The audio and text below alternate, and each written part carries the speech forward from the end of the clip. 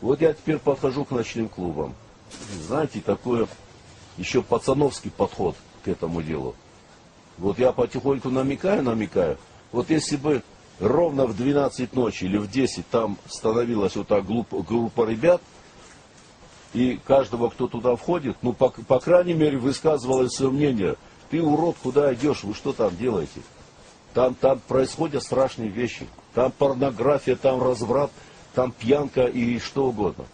Но все молчат, понимаете, вот все ждут, что глава. Да, я свое мнение сказал, вчера всем силовикам сказал.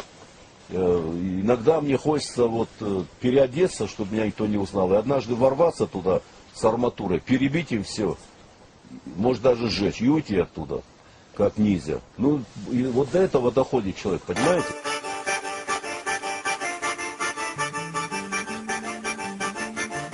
Не узнал, и однажды ворваться туда с арматурой, перебить им все, может даже сжечь, и уйти оттуда, как ниндзя. Ну, и вот до этого доходит человек, понимаете?